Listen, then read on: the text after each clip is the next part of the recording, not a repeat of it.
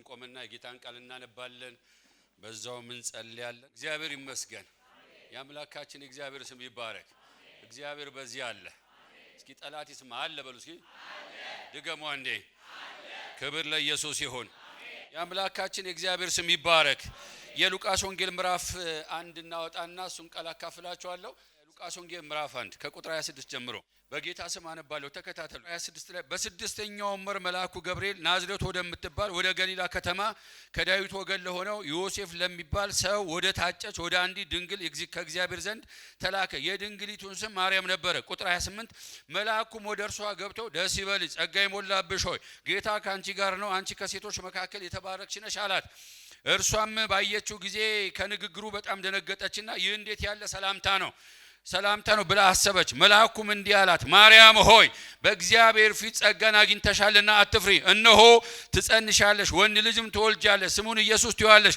እርሱም ታላቅ ይሆናል የልዑል ልጅም ይባላል ጌታ አምላክ የአባቱን የዳዊትን ዙፋን ይሰጠዋል በያዕቆብ ቤት ለዘላለም ይነግሣል ለመንግስቱ መጨረሻ የለውም ማርያምም መልአኩን ወንድ ስለማላውቅ ይህ እንዴት ይሆናል አለች ይላል ክብር ለኢየሱስ ይሁን ዛሬ እንዲህ በሚሉ ልታስ እንዴት ይሆናል በየሰብካቸዋለሁ ማለት ነው እንዴት ይሆናል የሚጥሉ ጥያቄ እግዚአብሔር ዛሬ መልስ ይሰጣል አሜን ኢየሱስ ጌታ ባይምሯችሁ ለሚጉላላ ህይወቴ እንዴት ይሆናል ትዳሬ እንዴት ይሆናል ልጆቼ እንዴት ይሆናሉ ነገ እንዴት ይሆናል ቪዥኔ ጸጋዬ እንዴት ይሆናል ለምትሉት መልስ አለው ነው አሜን ኢየሱስ ያድናል ሃሌሉያ ክብር ለኢየሱስ ይሁን ይሄ የሉቃስን መጽሐፍ በምትመለከቱበት በመታጠኑበት ጊዜ መጽሐፉ የተጻፈው በጨለማው ዘመን ነው የጨለማው ዘመን ማለት መቼ ነው ሲባል የብሉይ ኪዳን አልቆ ያሉት አመታቶች ማለት ከብሉይ ኪዳን በኋላ ለ400 አመት የጨለማው ዘመን ተብሏል የጨለማው ዘመን የተባለው ለምንድነው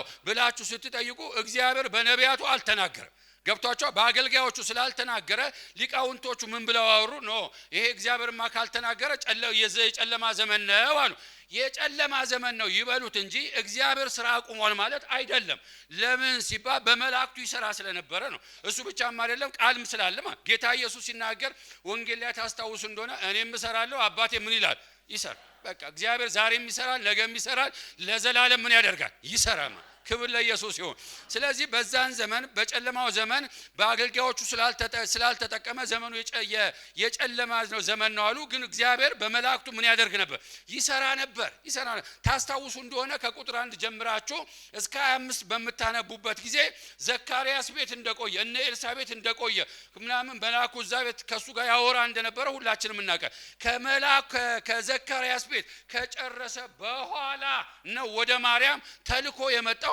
ዛሬ ከሰማይ አንድ መልእክት ይምጣላችሁ አሜን ኢየሱስ ያድናል አለ ሰማያዊ መልእክት ያገኛችሁ አሜን በጣም የሚገርመው ዘካርያስ ቤት ጨረሰና ወደ ማርያም ቀጥሎ ደግሞ ሚሽን አለተው የት ማርያም ጋር ሂድ ማርያም ጋር ይሄንን አጀንዳ ይዘህ ሂድ ተባለ ከቁጥር 26 ጀምሮ ያነበብኩላችሁ እሱ ነው ማርያም ጋር መጣና እንደዚህ አላት በሰላምታ በሚገርም አቀራረብ ወደሷ መጣ ምንድነው ያላት ደስ ይበልሽ እየመረኳችሁ ደስ ይበላችሁ በጌታ ደስ ይበላችሁ እና ማርያም ጋር መጣና ምን አለ ደስ ይበልሽ ጸጋ ይሞላብሽ ሆይ ጌታ ከማጋ ነው ካንቺ ጋር ነው አንቺ ከሴቶች መካከል ምን ያልሽ ነሽ የተባረክሽ ነሽ ከዛ በኋላ ይህንን ቃል ከሰማች በኋላ ማርያም ባየችው ንግግር ደነገጠችና እንዴት ያለ ሰላምታ ነው እንዴት ያለ ንግግር ነው ሰላምታው እንደዚህ አይነት ነገር አይታ አታውቅማ ከዛ በኋላ ቀጥሎ መልአኩ ግር እንዳላት ገብቷታል እንደተምታታባት ገብቶታል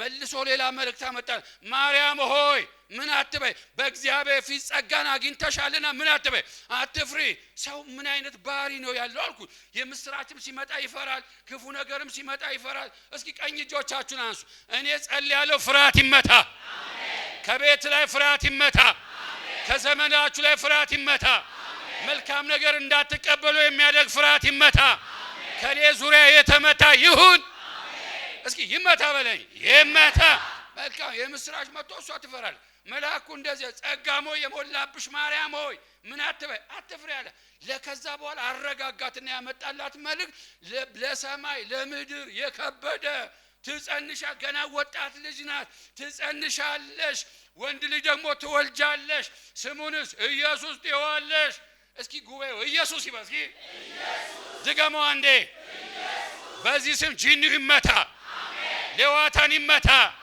የከበበን የተመታ ይሆን። ከዛ መጣና ማርያም ሆይ በእግዚአብሔር ፊት ጸጋን አግኝተሻልና ምን አትበይ፣ አትፍሪ።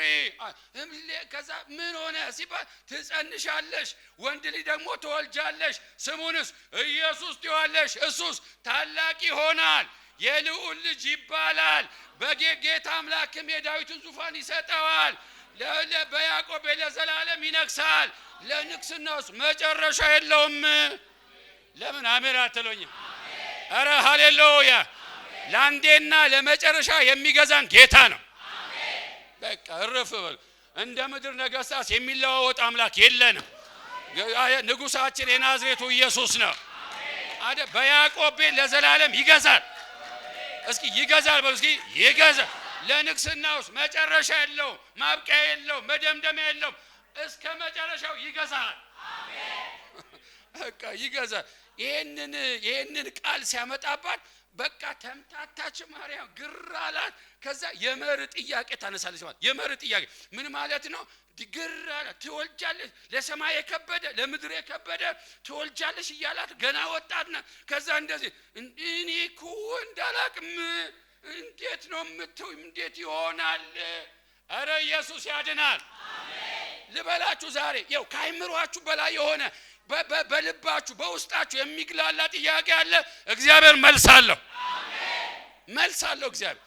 ልጨምርላችሁ አንድ ነገር። ክብር ለኢየሱስ ይሁን። ይኸውላችሁ እግዚአብሔር ለሰው ልጆች የሰው ልጆችን ኃጢአት ለማስወገድ ያዘጋጀው ብቸኛው መንገድ ጌታ ነው አይደል? ጌታ እኮ ነው። ለዚህ እኮ ነው መጽሐፍ ቅዱስ ሲናገር በእሱ የሚያምኑ ሁሉ የዘላለም ሕይወት እንዲኖራቸው እንጂ እንዳይጠፉ እግዚአብሔር አንድያ ልጁን እስኪሰጥ ድረስ ዓለሙን ምን ብሏል? ወዷል። የሚገርም እኮ ነው። ዓለሙን ሁሉ ወዷል አለ። ከዛ ይህንን የዘመን ፍጻሜ የትንቢት ፍጻሜ ባለቀ ጊዜ አንድያ ልጁን ወደ ዓለም ላከው ማለት ይሄ የተላከው አዳኝ የተላከው መሲህ ሊወለድ ያሰበው በማርያም በኩል ሆነ ማለት። ታዲያ ለማርያም ማን ያድርስላት ሲባል መልአኩ ገብርኤል ሆነ ማለት። መልአኩ ገብርኤል ይህንን የምስራች ተሸክሞ መጣ ወደ ማሲብቱ ወደ ማርያም። አረ ኢየሱስ ያድናል። አሜን ዛሬ የከበረ ስጦታ ወደ እናንተ ይምጣ። ይህንን የከበረ ነገር ሲነግር እንዴት ይሆናል? አረ እኔ እኮ ወንድ አላውቅም፣ እንዴት ይሆናል? ትሟገታለች ከመልአኩ ጋር። እውነቷን ነው። የመር ጥያቄ ማንሳቷ ትክክል ነው። ለምን አትሉኝም? የሁላችሁ እስከ ዓለም አሁን ከዚህ በፊት የነበረውን ዓለም ለማሰብ ሞክሩ። ወደ ጌታን በሉ ወደ የሞቱትን ሰዎች አስቡ። የተፈጠሩት አሁን ደግሞ በዚህ ዓለም ላይ ያለ ነው። እኛ ሁላችን በዓለም ላይ ስንት ህዝብ እንዳለ ታውቃላችሁ? በአሁኑ ሰዓት ላይ 8 ቢሊዮን ህዝብ ነው። ይሄ 8 ቢሊዮን ህዝብ በሉ እንደገና ወደፊት ደግሞ ተፈጥረው የሚመጡ ሰዎች የሚፈጠሩት በወንድና በሴት ተራክቦ ነው። ሌላ ታሪክ የለው። ምክንያቱም ይሄ ተሰምቶ ታይቶም የማይታወቅ ነገር ነው። እሷ የምታውቀው ከዚህ በፊትም የተፈጠረ አሁንም የሚፈጠር ወደፊትም የሚፈጠር በወንድና በሴት በተቃራኒ ጾታ ተራክቦ እንደሚመጣ ማርያም በጣም ጠንቅቃ ታውቃለች ነው እኮ የምላችሁ። ታዲያ ይህን ስለምታውቅ የተለየ ነገር ሲል እንዴት ይሆናል እንዴት ይሆናል ለምትለው 3 መልስ ይነግራታል። ይህንን 3 መልስ ነግሬያችሁ ጨርሳል። እስኪ ዝም ብላችሁ አሜን በሉኝ። አሜን። ዛሬ ለእንቆቅልሽሽ መልስ፣ አሜን። ለጥያቄዎቻችሁ መልስ፣ አሜን። ካላጋባችሁ ግራ ላጋባችሁ ነገር መልስ፣ አሜን። ጌታዬ ያለው የሚል አሜን ይበል። አሜን። ከዛ ይዞባል ለመጣው ለመሪ ጥያቄ እንደዚያ እንዴት ይሆናል ስትል 3 መልስ ይነግራታል። አንደኛው መልስ ምንድነው ሲባል እግዚአብሔር ጣልቃ ይገባል። አሜን። ዛሬ ከአቅምሽ በላይ ሆነ፣ ከአቅምህ በላይ ሆነ፣ ዛሬ ግራ ገባ፣ ነገሩ ከበደ። አንድ ነገር ልንገር፣ እንዴት ይሆናል አልክ፣ ጣልቃ ይገባል። አሜን። እኔ ይውላ በፍቃዷ ላይ በሷ መሻት ላይ በሷ ፕሮግራም ላይ እግዚአብሔር ምን አደረገ? ጣልቃ ገባ። እግዚአብሔር ይውላችሁ በፕሮግራማችሁ እናንተ በያዛችሁት አጀንዳ ሰብሮ ይገባል እኮ ነው የምልህ። እኔን ሳስብ የመጣልኝ አንድ ንጉስ ነው፣ ሳኦል የሚባል ንጉስ ታውቃላችሁ አይደል? የዚህ ሳኦል ማለት የመጀመሪያው የእስራኤል ንጉስ ነው። እሱ መጣ። እሱን ነገር ልተርክላችሁ ትንሽ። ሳኦል ታውቃላችሁ አንደኛ ሳሙኤል ምዕራፍ 9 ላይ የምታገኙት ሰው ነው። ሲጀመር የምታገኙት ነው። የአባቱ ቂስ ይባላል። ከዛ የቂስ አህዮች አንድ ቀን ጠፉ አህዮች። ከዛ ሲጠፉበት አባትየው ቂስ ምን አለ? ሳኦልን ጠራውና አንድ ብላቴና፣ አንድ እረኛ፣ አንድ አሽከር ያዝና አህዮቹ ፍለጋ ሂዳል። እሺ አለ። አህዮቹ ፍለጋ ሄደ። መጀመሪያ ፍለጋውን የጀመረው ከየት ነው ብላችሁ ሲጠይቁ በኤፍሬም አገር በተራራማው አገር ፍለጋ ጀመረ። በተራራዎቹ ውስጥ በቃ አህዮቹ የሉ። ከዛ በሺናሻ የምትባል ሀገር ደግሞ አለፈ። አህዮቹን ሊያገኛቸው አልቻለ። በምድረ በዳም አለፈ። አህዮቹን ሊያገኛ በታሪክ አልቻለ። አገሩ ደግሞ የሳኦል ሀገር ቢንያም ነው። የቢንያም ሀገር ሄደ። አህዮቹን አላገኘም። መጨረሻ ላይ ጹፍ የምትባል ከተማ አለች። እዛ ከተማ መጣ። እዛ ከተማ ሲመጣ ቆመና ሳኦል አጠገቡ ለነበረው አሽከር እንደዚህ አለ፣ አሁን ይቅርብን፣ ይሄ ፍለጋውን እናቋርጥና ወደ ቤተሰቦቻችን እንመለስ አለ። ለምን ሲባል አባታችን ስለ አህያዎቹ ማሰብ ይተውና ስለኛ መጨነቅ ይጀምራል። ይቅርብናል። ልጁ ግን የዋዛ አልነበረም። እናንተ ልጁ እንደዚህ ኖ ኖ ኖ ኖ በባዶ እጃችንማ አንመለስም። በዚህ ከተማ ነብይ እንዳለን ያውቃለሁ። የሚናገረው ነገር መሬት ጠባ አይልም። የምንሄድበትን አቅጣጫ ይነግረናል። ዛሬ እግዚአብሔር በምሪት ይባርክ። ዝም ብሎ መመለስ የለም አባቴ። ፍለጋ ወጥተህ ዝም ብለህ አትመለስም። እስኪ ቀኝ እጆቻችሁን አንሱ። ዝም ብሎ ትርፍ አልባ የሚያረጋችሁ ይመታ። ባዶ እጃችሁ እንድትወጡ እንድትገቡ የሚያረግ ይመታ። ቤታችሁ በበረከት ይሞላ። እናንተ አህያ ፍለጋ ወጥቶ አንዳች ነገር ሳይጨብዝ ሊመለስ ከዛ ብላቴናው ኖ አንመለስም አለ። ለምን? በዚህ ጽሑፍ በምትባል ከተማ ነብይ እንዳለን ያውቃለሁ። ነብይ እንዳለ አውቃለሁ። እሱ የምንሄድበትን አቅጣጫ ምን ይለናል? ያመላክተናል። ከዛ በኋላ ሳኦል ሌላ ጥያቄ በውስጡ ተፈጠረ። ምን ተፈጠረ አትሉኝ? ታዲያ ለነብዩ ታዲያ ለዚህ ባለራይ የእጅ መንሻ ምን እንሰጠዋለን አለ። ብላቴናው አንተ አይገርምም? አሁን ኧረ እኔ ጋር የአንድ ሰቅል ሩብ እጄ ላይ አይልም። ኦሮሮ ልባርካችሁ። በዚህ ግድ የላችሁ። ያው ኪሳችሁ ባዶ አይሆን ማለት በቃልም በገንዘብም ተባረከው። ኢየሱስ ጌታ ሰው ቃል መቃል እናንተ ጋር ፈልጎ ቃል ካጣባችሁ ልክ ፋይናንስ ገንዘብ ፈልጎ ቃል ምክር ፈልጎ ካጣባችሁ በጣም ከባድ ነው። ልመርቅ ሙሉ ሆኖ ሙሉ ሆኖ ሙሉ ሆኖ አረ ወዳጄ ሙሉ ሆኖ እህቶቼ ሙሉ ሆኖ አረ ወዳጄ ሙሉ ሆኖ። እናንተ የንጉስ ልጅ ነው የሀብታም ቤተሰብ ልጅ ነው ሳኦል። ባዶ የአይዲያ ባዶ የገንዘብ ባዶ የለው። ብላቴናው እንደዚያ ለገንዘብ ከሆነ አታስብ አትጨነቅ አለ። ለምን? የአንድ ሰቅል ሩብን ይጋል አለ። ዋው ቬሪ ጉድ። ከዛስ በቃ ይሄንን ባለራይ አግኝተን እንጠይቀዋለን። የሆነ ፍንጭማ ይሰጠናል አይልም። ከዛ ወደ ተራራው ነብዩ ወዳለበት ተራራ አይወጡም። ከዛ ወደ ተራራው ሲመጡ ውሃ ሊቀዱ በቃ የወጡ ልጃገረዶችን አገኙ። የባለራዩ ቤት ወዴት ነው? ወዴት ነው የባለራዩ ቤት? በዚህ አቅጣጫ ውጡ፣ ዛሬ ቀኑ ነው አይሏቸው። ምሪት ሰጧቸው ማለት ነው። እግዚአብሔር በምሪት ይባርክ። አሜን።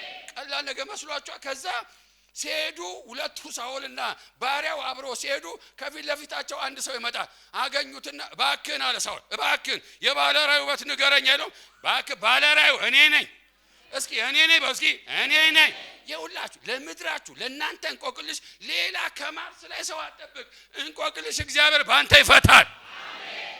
ይፈታል። ይኸውልህ ሶሉሽን ፍለጋ የትም አትሂድ ጉዳጆች። ለምድራችን እንቆቅልሽ፣ ለምድራችን ጥያቄ፣ ለቤተ ክርስቲያን እንቆቅልሽ፣ ለቤተ ክርስቲያን ጥያቄ መፍትሄ አንተ ጋር አለ ነው። አሜን። እኛ ጋር እኛ እኮ ገና አላመንበት። ስልጣናችንን አናምን፣ ልጅነታችንን አናምን፣ ብዙ ነገራችን እኮ ገና አላመንም እኮ። ከዛ መጣና እባክህ ባለራዩ ቤት ንገረኝ ይለዋል ሳኦል። እባክህ ባለራዩ እኔ ነኝ አለ። እና ዛሬ ከኔ ጋር ታድራለህ፣ ነገ አሰናብታለሁ አለ። ከዛ ሲባል ከ3 ቀን በፊት የጠፉ አህዮች ተገኝተዋል። ልብ ምን አትበል፣ አትጣልባቸው። ዛሬ የጠፋ ነገራችሁ ይገኝ። አለ በቃ እንትን ወዲህ ተገናኝተዋል። ገብቷል፣ ተገናኝተዋል። ዛሬ ከኔ ጋር ታድራለህ፣ ነገ አሰናብታለሁ። በቃ ከ3 ቀን በፊት የተገኙ የጠፉ አህዮች ተገኝተዋል። ልብ ምን አትበል፣ አትጣልባቸው ካለ በኋላ ምን እንዳለ ታውቃላችሁ? የእስራኤል ምኞት ለማን ነው? ሉክ የእስራኤል ምኞት ለማን ነው? ለአንተና ለአባት ቤት አይደለምን ሲለው አንዴ ከረኝነት አወጣና ንቅስና ውስጥ አይከታውም። ዛሬ እግዚአብሔር ሽፍት ያርገ። አሜን። አንድ አህያ ሊፈልግ የወጣ ምን ቅባት አግኝቶ ሲመጣ ዛሬ የሆነ በረከት ያገኘ። አሜን። አይገርምም? እግዚአብሔር ጣልቃ ሲገባ። ከዛ ሳኦል እንደዚህ ያለ እናንተ እንዴ ምን ማለት ነው አለ። እና ከእስራኤል ቤት እኮ ነው የቢንያም ነገር መሆኔን አታውቅም? የቢንያም ነገር አናሳ ነገር ነው። አናሳ ማለት በቁጥር ማለት ነው። አናሳ ነገር አታውቅም? ከአባቴ ቤት ደግሞ እኔ የመጨረሻው ብላቴና ታናሽ ነኝ። እንዴት እንደዚህ አይነት ወሬ ታሰማኛለህ? ዛሬ ከበድ ያለ ነገር ትሰማል። አሜን። ለአንተ ትንሽ ነገር ለአንተ ያዘዘው ማን? አየ ከፍ ያለው ነገር ያሰማሃል። የሚገርማችሁ ሳኦልን በሉ የቂስ የአባቱ ቤተሰብን በሉ ነገዱ በአጠቃላይ ንግስና ከነሱ እንዲወጣ ምንም አልጠበቁም። የሚያውቅ እግዚአብሔር ጣልቃ ገባ ነው የምልህ። እጆችን አንሳ ልመርቅ። ዛሬ እግዚአብሔር ሽፍት ያስደርጋል። የእግዚአብሔር በረከት ያገኘሃል። የእግዚአብሔር ቅባት ያገኘናል። አካሄዴን ይቀይር የሚል አሜን ይበል። ኑሮዬን ይቀይር የሚል አሜን ይበል። በእውነት ልጆች ክፍል እንደሚቀይሩ ዛሬ መቀየር ይሁንልህ። የሚገርም እኮ ለምን ስትሉ በቃ እግዚአብሔር ጣልቃ ይገባል። እስኪ ይገባል በሉኝ። ስለዚህ ማርያም የመር ጥያቄ ያነሳች። እኔ እኮ ወንድ አላውቅም አንተ የምትለኝ ነገር እንዴት ይሆናል ስትል እግዚአብሔር ጣልቃ ይገባል። ማስረጃ ምንድነው ሲባል መንፈስ ቅዱስ ባንቺ ላይ ይመጣል። ከዛ ሲባል የልዑል ኃይል ይጸልይልሻል። ስለዚህ ወዳጆች በዘመናት መካከል እንዴት ይሆናል የትዳሬ ነገር፣ የልጆቼ ነገር፣ የኔ ነገር፣ ነገዬ፣ አገሬ እንደ እግዚአብሔር ጣልቃ ይገባል። አሜን። አራት ነጥብ። ሁለተኛው ልንገራችሁ። ሁለተኛ እግዚአብሔር ሊሰራ ሲነሳ ከልካይ የለበት። አሜን። አልሰማችሁኝ? አብርዬ ከልካይ የለበት። አሜን። እስኪ የለበትም። እስኪ የለበትም። ያሻውን ማድረግ ይችላል እግዚአብሔር። ሉክ ያሻውን ማድረግ ይችላል። እኔ እንሳስብ የመጣልኝ የሃና መዝሙር ነው። ሃና መጽሐፍ ቅዱስ ላይ ያለችው ማለት ነው። የአንደኛ ሳሙኤል ምዕራፍ 2 ላይ ያለችው የሷ መዝሙር ይመጣብኝ ነበር። ሃና እንደምታውቋት መካን የነበረች ማጽኖን ራሱ እግዚአብሔር የዘጋ ጀግና ሴት ስለነበር ተሟግታ ማጽኖን ያስከፈተች ሴት ናት። ልጅ ከወለደች በኋላ ግን ስለ እግዚአብሔር ስትናገር እንደዚያ እግዚአብሔር አለ ይገላልም ያድናልም። መብቱ ነው እሱ አለ ይገላልም ያድናልም። ወደ ሲኦል ይከታ ከሲኦል ያወጣልም። ዛሬ ከሆነ ረግረግ አንድ ሰው ይውጣ። አሜን። አይገርምም? በቃ እሷ ስለ እግዚአብሔር ኮንፌስ ስታረግ ስትናገር እንደዚህ አለ እግዚአብሔር ይገላል ያድናል፣ ወደ ሲኦል ያወርዳል ከሲኦልም ያወጣል አለች። ድሃ ያደርጋል ባለጠጋም ያደርጋል አለች። ያዋርዳል ከፍ ያደርጋል። ዛሬ ከፍ በሉ። አሜን። ከፍ በሉ። አሜን። ድገሙና አሜን ባሉ። ዛሬ የሆነ ሰው ከፍ ብሎ ይወጣ። አይገርምም? ስለ እግዚአብሔር ስታወራ ሌላ ማሳብ ይመጣብኝ ነበር። ዘውልቁ ላይ እግዚአብሔር እስራኤልን ታውቃላችሁ አይደል? ከግብጽ ካወጣ በኋላ ወደ ከናን ሲመራቸው በቀን በደመና ሌሊት በእሳት አምድ ይላል። ምን በቃ ማቆም አይቻልም። ቀኑም ለሱ ብርሃኑ ነው። ምን ይገደዋል አይደል? በሱ ዘንድ እንደው ጨለማ እንደሆነ አይጨልምበት እግዚአብሔር። አይገርም? በቀን በደመና ማታ። እኛውን በቀን ስራ እንሰራለን፣ በማታ ጨለማ ይዘናል። እኔ ሹክክ ብለህ ጠላት እየፈራ ትገባለህ። እግዚአብሔር ሲነሳልህ በጨለማ ትሄዳለህ። አሜን። አያቃጥቆምማ። ዴስቲኒ ጋር ፈጥነ መግባት፣ ፈጥነ መድረስ። እስኪ ያፈጥነኛል የሚል አሜን ይበል። ስለዚህ እግዚአብሔር ይውላችሁ ሊሰራ ሲነሳ እንዴት ይሆናል ለምትሉ ነገር ከልካ የለበትም። እስኪ የለበትም በሉ። ምንም ነገር አይከለክለው። ስለዚህ መጣና ለማርያም ማስረጃ ሲሰጣ ምን አለ? ስሚ እግዚአብሔር እኮ ከልካ የለበትም። እንዴ ዘመድሽ ኤልሳቤጥ ያቺ መካን ትባል የነበረችዋ ዘመድሽ ኤልሳቤጥ እና አሁን እኮ እሷ ከጸነሰች 6 ወር ገባት። 6 ወር በእናቶችም ይሰራል፣ በወጣቱም ይሰራል፣ በሸመገለውም ይሰራል። ኧረ አሜን ይሰራል። በቃ ከልካ የለበትም እግዚአብሔር። ገብቶ አሁን ሳታምኝ አሁንም ሁሉ ሙልት አላለላትም ማለት ደገመ። ሶስተኛ መጣላታ። በጣም የሚገርማችሁ እግዚአብሔር መልአኩ ልኮ ነው የመጣው። መጣ በሰላምታ ነው የመጣው። በደንብ አስረግጦ ይነግራታል። እዚህ መጨረሻው ላይ ትንሽ እንዲህ የተንገጫገጨ ነገር ይመስለኛል። ስሚ እግዚአብሔር በቃ እንዴት ይሆናል? መልስ ሶስተኛው ልንገርሽ፣ ለሱ የሚሳነው ነገር የለም። እስኪ እግዚአብሔር የሚሳነው ነገር የለም። በእስኪ የሚገርም ነው። ማርያም ሆይ በእግዚአብሔር ፊት ጸጋን አግኝተሻል፣ አትፍሪ። ትጸንሻለሽ፣ ወንድ ልጅ ትወልጃለሽ፣ ስሙን ኢየሱስ ትይዋለሽ። እሱ ታላቅ ይሆናል፣ የልዑል ልጅ ይባላል። የጌታ አምላክ የዳዊትን ዙፋን ይሰጠዋል፣ በያዕቆብ ቤት ለዘላለም ይነግሣል። ለንግስናው መጨረሻ እንዴት ይሆናል? ለሱ የሚሳነው ነገር የለም። አሁን ችግር አለብሽ አንቺ፣ የሚሳነው ነገር የለም። እኔ በጣም ደስ የሚለኝ እንትና ነው ኢዮብ በጣም ደስ ይላል። ታውቃላችሁ ኢዮብ 41 ምዕራፍ ሁሉ መከራ የተፈራረቀበት ሰው፣ በቃ በሽታ የተፈራረቀበት ሰው፣ ሴትና ወንድ ልጆቹን ያጣበሰ ነው። ሰማይ የተደፋበት ሰው እንደ ኢዮብ አለ እንደ ምድራችን ላይ በመጽሐፍ ቅዱስ ታሪክ ላይ የለም። በጣም እንደዛ ሆኖ ምዕራፍ 12 ላይ ሲመጣ ስለ እግዚአብሔር ያወራል፣ ስለ ቻይነቱ ያወራል። ምን እንደብሎ እንደሚያወራ ታውቃላችሁ? ሁሉን ታደርግ ዘንድ ቻይ ነህ፣ ሐሳብ ከቶ እንደማይከለከል ገባኝ። እስኪ ገባኝ በሉ። ገባኝ። በቃ ኢየሱስ ለዘላለም ጌታ የሚገባ። ከዛ መልአኩ መጣ። የመጨረሻው ንግግር ይመስለኛልና መጣ የነገር በእግዚአብሔር ችሎታ ላይ የዓለማዊ ሐሳብ አደራረግ በቃ የሆነ ከፍ ያለ ልዕልና እንደሌላ አበሰራትና ሲሄድ የእግዚአብሔር ባሪያ እንደ ቃል ይሆንልኝ። እስቲ እጆቻችሁን አስሱ። ሃሌሉያ። ዛሬ ይሆንላችሁ። የሆነ ነገርማ ይሆንልህ። የከበደ ነገር ይፈታል። ቀንበር ከናንተ ላይ ይሰበር። ተጽዕኖ ከህይወታችሁ ላይ ይገፈፍ። አውሬው የተመታ ይሆን በኢየሱስም የተመታ ይሆን በኢየሱስም የተመታ ይሁን። ኢየሱስ ለዘላለም ጌታ ነው። ስለዚህ ሶስት ነገር እንድታስቡ ላበረታታችሁ ፈልጋለሁ። እግዚአብሔር እንዴት ይሆናል? የቤቴ ነገር፣ የትዳሬ ነገር፣ የልጆቼ ነገር፣ በእናንተ ላይ የደረሰ ነገርም ካለ የሚያስብል ነገር አለ። ሶስት ነገር። አንደኛው እግዚአብሔር ጣልቃ ይገባል። ለምን? ሉዓላዊ አምላክ ነው እሱ። ጣልቃ ይገባል። መንፈስ ቅዱስ ባንቺ ላይ ይመጣል። እስኪ ይመጣል ብሉ። ይመጣል። ይልው ላይ ይጸልይልሻል አለ ማለት። ሁለተኛ እንዴት ይሆናል ብላችሁ እንደዚህ ኮንፊውዝድ ለሆነባችሁ እሱ ከልካይ የለበትም። እስኪ አሜን በሉ። እድሜ አይከለክለው፣ ዘር አይከለክለው፣ ጎሳ አይከለክለው፣ መንገድ አይከለክለው፣ የሆነ ክራውድድ የሆነ ነገር አይከለክለው። በቃ አልፎ ይሰራል። ዘመድሽ ኤልሳቤጥ በቃ እናት ነው፣ እሷ ሁሉ ነገር የጨረሰ ሴት ናት። እና ዘመድሽ ኤልሳቤጥ መካን ትባል የነበረችው፣ እስኪ ቀኝ እጆቻችሁን አንሱና ነቀፌታ ይመታ። ይኸው ኤልሳቤጥ ነቀፌታ የጠገበች እናት ናትና እኔ ጸልይላችኋለሁ። በአንድም በሌላ የሰው አፍ ነቀፌታ የጠገባችሁ ዛሬ ሰበር፣ ዛሬ ሰበር። የሆነ ሰው ዛሬ የምስራች ነቀፌታ ይመታ፣ ነቀፌታ ይመታ። ከእህቶቼ ላይ ይመታ፣ ከወንድሞቼ ላይ ይመታ፣ ከመሪዎች ላይ ይመታ፣ ከኔ ላይ ይመታ። እስኪ ይመታ በሉ። ይመታ።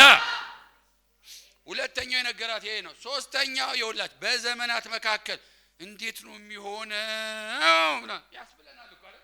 በምድር ላይ ስትኖሩ ከዚህ የተፋተን አይደለም። እንዴት ነው የሚሆነው ስትለው ሶስተኛው ለሱ የሚሳነው ነገር የለም። በኢየሱስ ስም ለአዶናይ የሚሳነው ነገር የለም። አልሰማዋችሁም? አየሩ ይስማ። የሚያቅተው ነገር የለም። አራት ነጥብ። የሚያቅተው ይሄንን አውሩ። ለሱ የሚሳነው ለኔ አቅቶኛል፣ ለቤተሰብ አቅቷል፣ ለዘመድ አቅቷል፣ ለጓደኞች አቅቷቸዋል፣ ለቤተ ክርስቲያን ለሱ ግን አያቅተው። አያቅተው አለ መልአኩ። ስሚ አንቺ ለእግዚአብሔር የሚሳነው ነገር የለም ሲላት በቃ ተረጋጋችና የእግዚአብሔር ባሪያ እንደ ቃል ይሆንልኝ። የሰማችሁት ቃል ይሆንላችሁ። 40 60 100 ያፍራላችሁ። ቀንበራችሁ ከዛሬ ጀምሮ ይሰበር። ስለዚህ እኛ ምን እናድርግ ካላችሁ በዘመናት መካከል እንዴት ይሆናል የሚል ነገር ከገጠማችሁ በእግዚአብሔር ቃልና በኃይሉ ችሎት መደገፍ ይሁንላችሁ። አሜን አትሉም? በገንዘብ አይደለም፣ በዘመድ አይደለም፣ በጓደኛ አይደለም፣ በቃሉና በኃይሉ ችሎት መደገፍ ይሁንላችሁ። ተነስተን እንጸልያለን። ሃሌሉያ።